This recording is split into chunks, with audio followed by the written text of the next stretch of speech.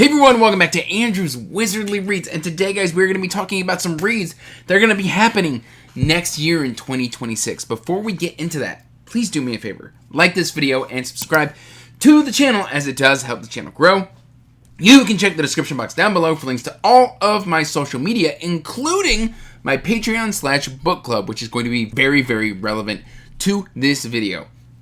Without any further ado, let's jump right on into this. This video is for the Patreon book club for next year and what I am planning on having us read. I kind of threw it out to the patrons because, you know, I like to not make decisions for myself, and they're very good at making decisions for me.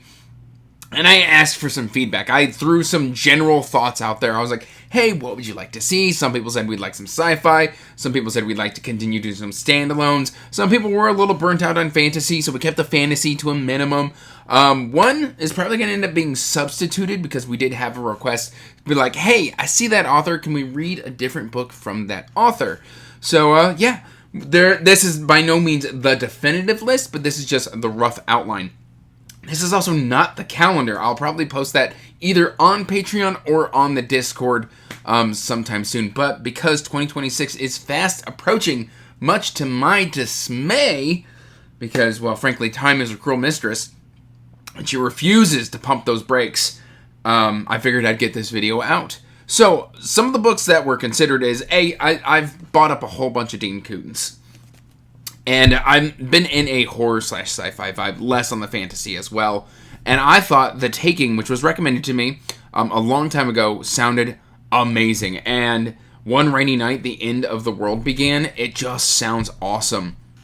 I was just reading this a few minutes ago, and it's basically this small town where they get cut off from the rest of the world, and then like fog rolls in.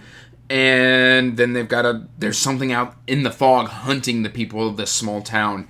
And that just sounds super cool. So I am submitting for consideration The Taking by Dean Koontz, because it just sounds really cool. Plus, it's an excuse to read a mass market paperback. I love this format. So there's that. And then, of course, like, you knew I was going to throw in some spooky haunted house stories. We've got A House with Good Bones by T. Kingfisher. I wanted to read more T. Kingfisher. This sounds like a good way to get that done, and to try out some Darcy Coates with Craven Manor. Both are haunted house stories. A haunting Southern Gothic from award-winning master of suspense. Mom seems off. Her brother's words echo in Sam Montgomery's ear as she turns onto the quiet North Carolina street where their mother lives alone. She brushes the thought away as she climbs the front steps. Sam's excited for this rare extended visit and looking forward to nights with just the two of them, drinking boxed wine, watching murder mystery shows, and guessing who the killer is long before the characters figure it out. But stepping inside, she quickly realizes home isn't what it used to be. Gone is the warm, cluttered charm of her mom is known for, or that her mom is known for. Now the walls are painted a sterile white. Her mom jumps at the smallest noises and looks over her shoulder, even when she's the only person in the room. And when Sam steps out back to clear her head, she finds a jar of teeth hidden beneath the magazine where the rose bushes and vultures are circling the garden from above. To find out what's got her mom so frightened in her own home, Sam will go digging for the truth, but some secrets are better left buried. So, maybe not a haunted house story, but definitely something creepy, and I'm here for it. And then, of course, some secrets are better left forgotten. Daniel is desperate for a fresh start. So when a mysterious figure slides a note under his door offering the position of groundskeeper to an ancient estate, he leaps at the chance.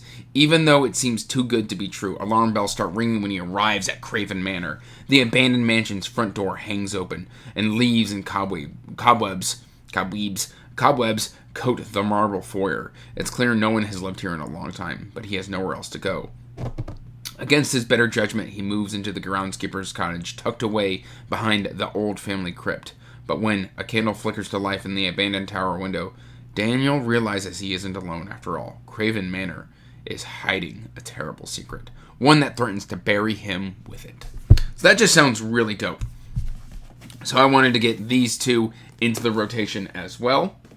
And then, of course, I've been looking for an excuse, and this is the only fantasy that really appears in this. And this is a trilogy read. This is a trilogy Patreon read-along. This is The Forsaken Trilogy by R.J. Barker, which will include Gods of Weirdwood, Warlords of Weirdwood, and Heart of the Weirdwood.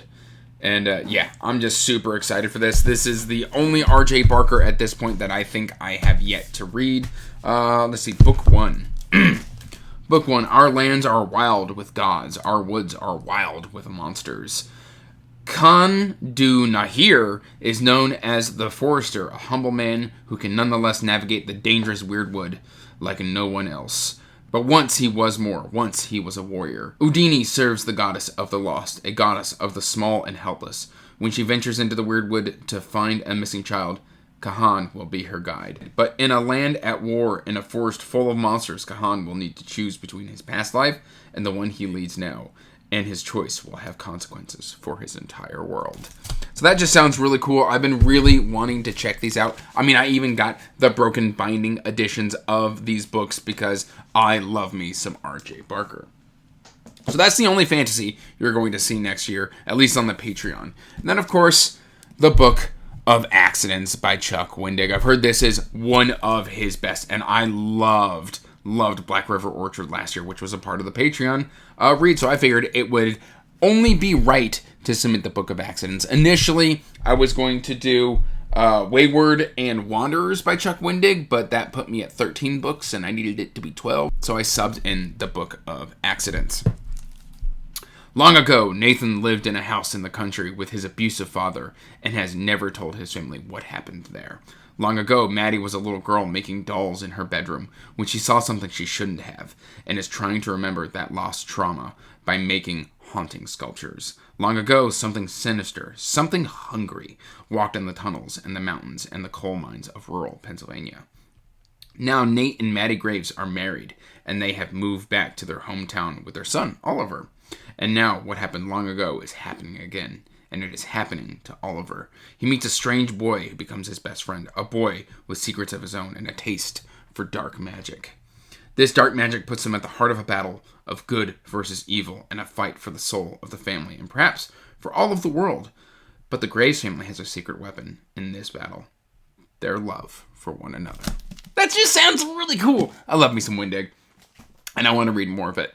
And then another broken binding book, we've got The Doomsday Book by Collie Willis. I have no idea about this book.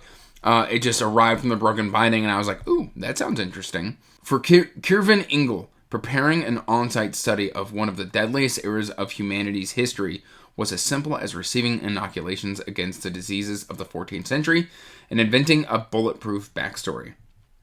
For her instructors in the 21st century, it meant painstaking calculations and careful monitoring of the rendezvous location where Kiervan would be received. But a crisis strangely linking past and future strands Kiervan in a bygone era as her fellows try desperately to rescue her. In a time of superstition and fear, Kiervan finds she has become an unlikely angel of hope during one of history's darkest hours.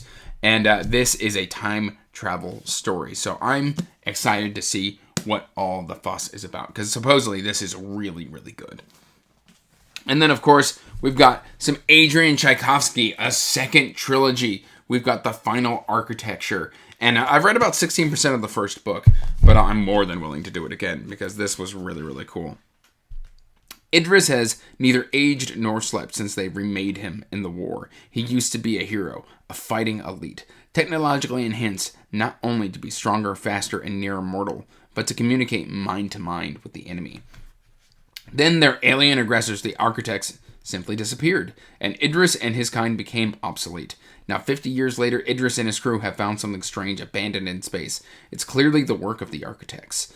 But are they returning? And if so, why? Hunted by gangs, cults, and governments, Idris and his crew race across the galaxy, hunting for answers. For now, they possess something of incalculable value that many would obtain to kill. So that's the book one. And then, of course, the plan is to read the entire trilogy. And then finally, this one is up in the air because one of the patrons has requested that we do Tagana instead. And I only have Under Heaven by Guy Gavriel Kay. So let me know in the comments section down below if you think Tagana would be a better pick. I have tried Tagana a little bit, and I'm going to tell you what, like, I got all the way up to a specific scene inside of a confessional, and I dipped out, but I'm willing to give it another go. But this one is an Asian-inspired, like, historical fiction fantasy type of deal. And, yeah, it doesn't actually have a synopsis here for me, but I believe this is something to do with, like, two brothers or something like that. Let me see if I can't find something. There is no synopsis on this at all. It just says, it's just a bunch of praise for the book and how it's an award winner. So let me know if I should choose Under Heaven or Tagana. That's really all the books that I am planning to do for the Patreon book club next year. Let me know if these picks sound good, and if you want to join the Patreon book club, link is in the description box down below. That's all I've really got for you today, guys. I hope you are doing well. Till next time, peace out, stay magical, bye. And as always, I want to give a huge thank you to my patrons. Thank you for supporting my passion and my hobby. It means the world to me.